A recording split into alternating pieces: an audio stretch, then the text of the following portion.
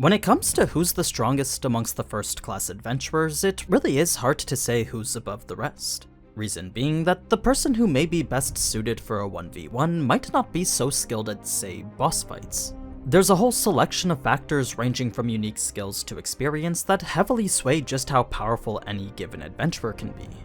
So, just because Bet has magic that can make him infinitely strong, when faced against an opponent like Finn or Otar, even if there wasn't a massive level gap separating them to begin with, their experience fighting against adventurers in the Dark Age definitely gives them the advantage over a less battle-hardened Bet.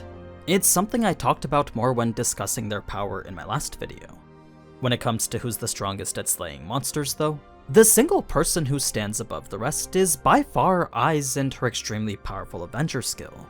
That and her unique magic Ariel is widely considered to be one of the most powerful combinations of magic and skills in the entire DanMachi universe. So, just like how I did last time, let's take a look at Ais and everything that makes her one of the strongest adventurers in Ariel. But first, this video is sponsored by Honkai Star Rail, the newest free-to-play fantasy RPG brought to you by the same studio who developed Genshin Impact. That's right. As the newest installment from the creative minds over at Hoyoverse, Honkai Star Rail places us in a brand new adventure that traverses the cosmos. As a trailblazer aboard the Astral Express, you'll get to explore plenty of different planets, all while getting acquainted with the vast cast of characters and their compelling backstories. You'll take part in this sci-fi epic and become engrossed with a meticulously crafted universe filled with all sorts of power and people. So, as you meet these vivid characters whose cosplay we'll definitely be seeing at your next anime convention, you'll add them to your team and develop their ability to fight, leading them in battles where their abilities are simply just a spectacle to look at. With ultimate attacks ranging from an orbital cannon to a massive ice explosion, every fight is guaranteed to be eye candy.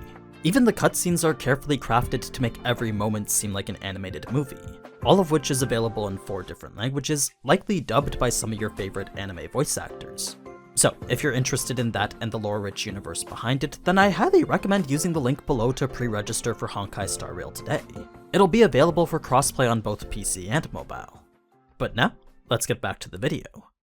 In a world where the protagonist is leveling up once a month, it's hard to look back at Ais and be amazed with just how fast she had done it. What I mean is that, when we're never really shown how long it takes for the average adventurer to level, that lack of a standard benchmark makes Ais' years of growth seem, well, slow. So, to put into context why Ais is such a big deal, well, with a large majority of adventurers never even getting to level 2, out of the ones that do it usually took them years. Of course, the intensity of their training is a fairly large factor in it, but if Wealth took 8 years and Lily took about 10, then Ais' single year to level 2 seems rather exceptional in comparison. It's a feat that stemmed from this unceasing desire to grow stronger, a passion for power that led her to train day in and day out with Finn and Gareth.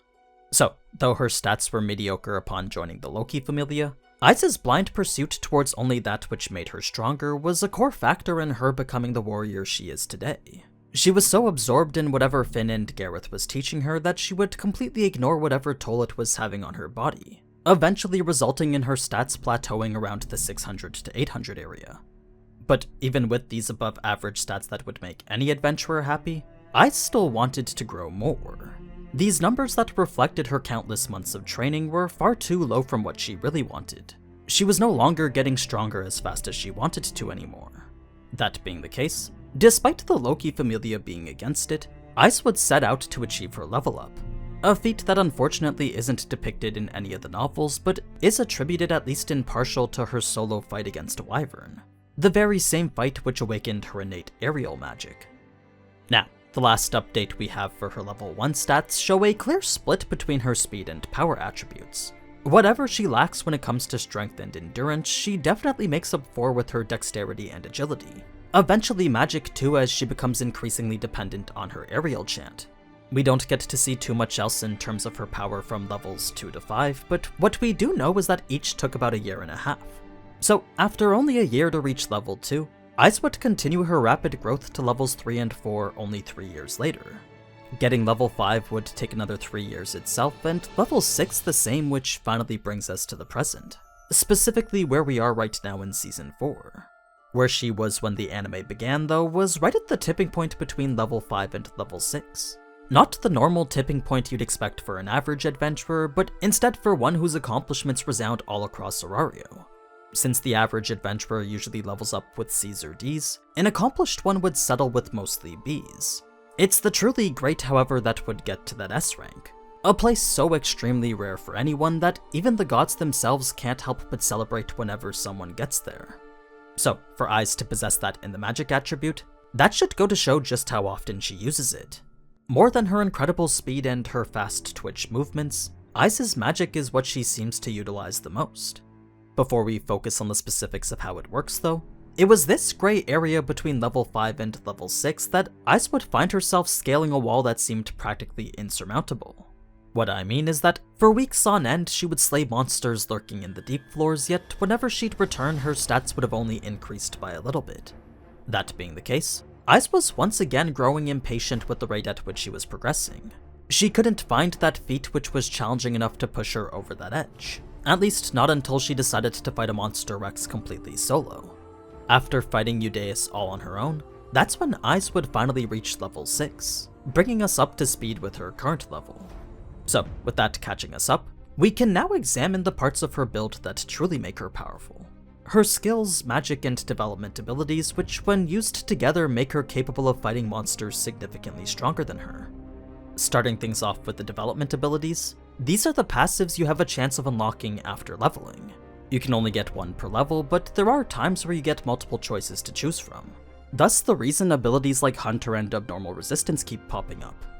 Just for the sake of being thorough though, Hunter improves her stats when fighting against monsters she's fought and killed before, while Abnormal Resistance nullifies all sorts of poisons and toxins. These are the standard two that seem to be found in almost all top tier adventurers. Where we start to get to things a bit more rare though is through the Spirit Healing passive shared only by Reveria and Otar. This, as I mentioned last video, is an extremely rare ability that regenerates her mind constantly. So even if Ais is casting her magic over and over, so long as there's enough time between each cast, she'll never hit mind down since this ability is always recovering it. It's a highly useful passive that most magic users would kill for. Now, the last development ability unique to her build is a trait called Swordsman that likely enhances her swordsmanship. The reason I say likely is because, just like Finn's Spearman, an explanation isn't really given about it. It's more this vague mastery stemming from the weapons they specialize in. That being the case, I think it's safe to assume it buffs their proficiency with them. That, or at least their stats while fighting a battle with them. Moving on to Ais's magic now. Despite it essentially boiling down to a multi-purpose augmentation that enhances offense and defense, it's actually one of the most broken spells in the entire DanMachi universe. Mostly in part to its extremely short cast time, substantial enhancements that could make her fight at a whole level higher, then overall versatility that makes it useful in pretty much every situation.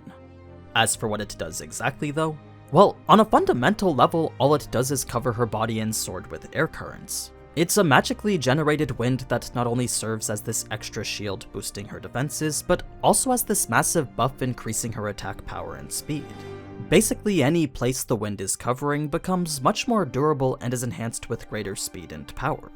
That may not seem like that big of a deal, but when she's capable of choosing where and how to apply her wind, that makes it an extremely versatile spell with a practically infinite number of uses. So, to put into context some of its applications, her speed is increased to the point where she can deliver 2 slashes instead of 1, while her defensive wind can deflect projectiles right back at the opponent throwing it. When applied to her custom-made Durandal, the magic enchantment combined with her exceptional swordsmanship more often than not makes up for the massive strength gap between herself and her opponent, allowing her to easily deflect the attacks of those who are physically stronger than her. In terms of a more utility-based approach, Ais can actually use her wind as a type of radar.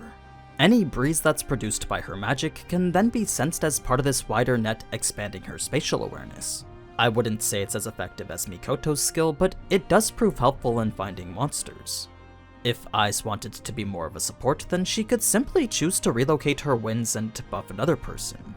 Like, on 2 separate occasions Ais had buffed Bet's feet, once to make his attack stronger against Revis and another time to make him faster.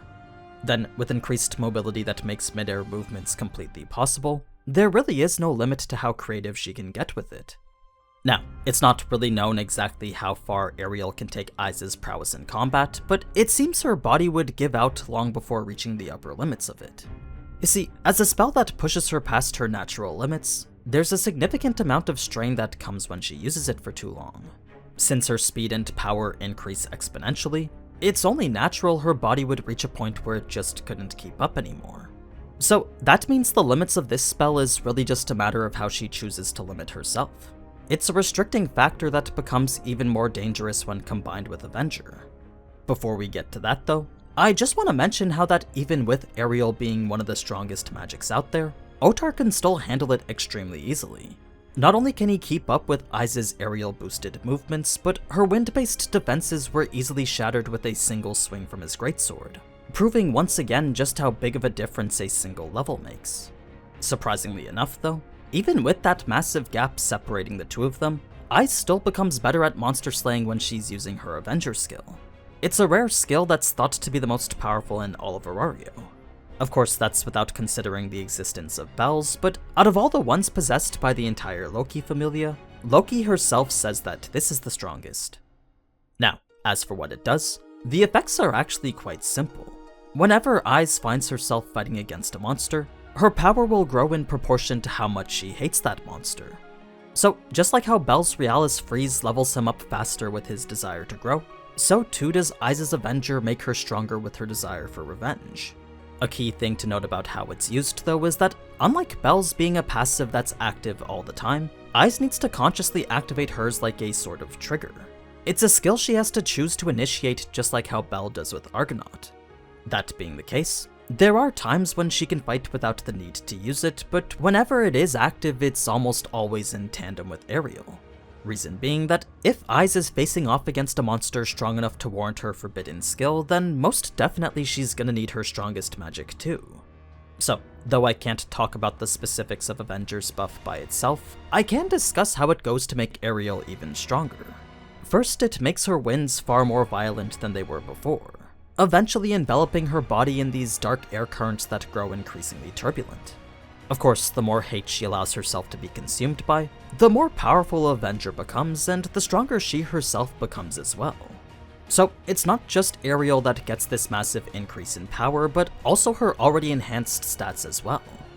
As you'd expect though, with Avenger going towards making Ariel even more potent than it already was, that meant enduring it was even harder. So, if Ais was to ever use Avenger with Ariel, then it would only be for a few minutes since her body would start to destroy itself. Like, just that brief fight with Asterius was enough to cause her hands to tremble. Now, to give just a glimpse at what this skill is capable of, well, back when Ais was level 1, that wyvern she was fighting solo was only killed because of Avenger.